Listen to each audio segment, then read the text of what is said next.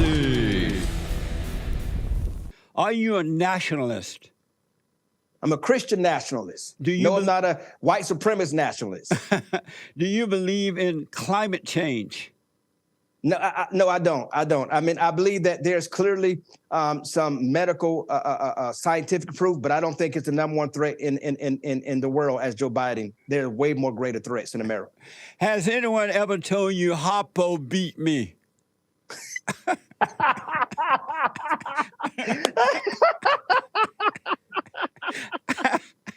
I had to fight.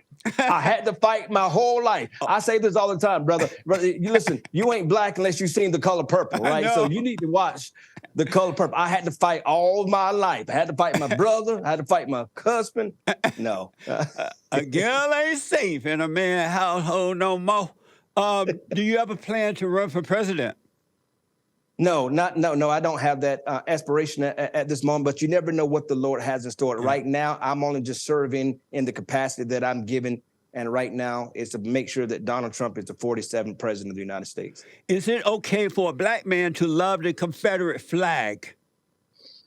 Well, you know, that is a challenging thing for me. But if you know anything about history, you would know that, you know, the number one of the largest slave owners in South Carolina was a black man, right, who donated hundreds of thousands of dollars to the Confederate movement. In Richmond, Virginia in 1864, when Richmond, which was really too late, the early part of 1864, a late part of 64, and the beginning of 65, they finally allowed for black people to sign up for the Confederate Army. And so you got to know your history, right? I'm not going to placate to one side. I'm only going to say this is history, right? And over 99% of able-bodied men signed up for the Confederate Army, right? And so, you know, one of the last recorded funerals in American history, Civil War, one of the last people to die, and you actually have pictures of this, of a Confederate dying, was of a black man in his Confederate uniform draped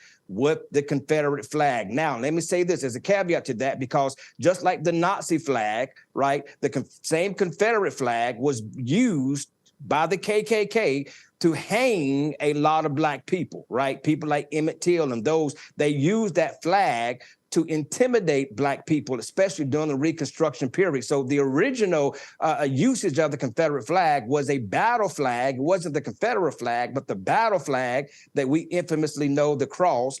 That flag was taken later on after the Civil War and used as an imitation factor, like the swastika of today. I was surprised. I grew up in Alabama, as you know, on a plantation.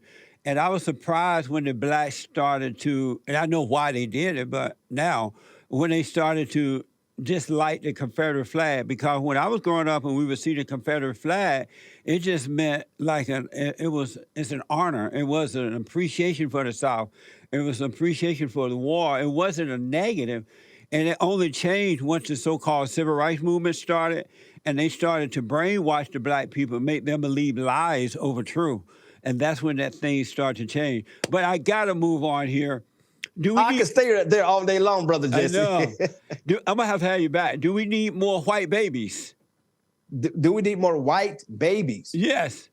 Well, I think we need all babies. I think we need more babies in general. We don't need to be killing our babies. And I think right now, especially within our community, the number one cause of death within the black community is aborting our children. Right. And we know the story of Margaret Sanger, who was a racist, right? She was clearly designed to try to destroy the black race. So that same spirit is carrying on today with Planned Parenthood. And so do we need more white babies? Do we need more white babies? I think we need all babies, Brother Jesse. Is it okay for a woman to have an abortion if she has been raped? I don't think so. I don't think so. I know that's not a political proper thing to say, but if you go look at the story of Lot in the Bible, Lot was raped by his own daughters, right? And those babies carried out the assignment of the Lord. And so it's difficult for me to kill any child for any reason. Does a chicken have lips? Does it what? A chicken have lips. Does a chicken have lips? I don't know how to. I'm not as astute in animals, but I love to eat chicken. Did you know that in July we celebrate White History Month, and this is our 6th or 7th year coming up, Okay. and I started White History Month so that we will not forget the white men who founded and created the greatest country with the help of God on this side of heaven, and they're trying to erase that history and put up stupid statues like what's that man's name? George Floyd and an Afro comb and making Martin Luther King's statue look like I don't know what. Yeah. And so we celebrate white history. And you know why we do it in July? Because July just feels white. Well, I think this, Brother Jesse, I think that we don't need to be tearing down any statues in America. I think we need to be building new ones. And I think that we need to be continuously celebrating, all races in this nation and celebrating nobody should be blocked for simply the color of their skin. I think that there's so much history, and it wasn't built just by one group, white or black. It was built by so many of us. Have you ever been high on the hog? High on the hog. Ever been high? No. What is it ever okay to tell a woman she's fat? Well, I think that's a private conversation between a husband and wife, because there's a lot of men that love some big women, right? There's a lot of women that enjoy some meat on their woman. So that really is in the eye of the beholder. Did you have fun?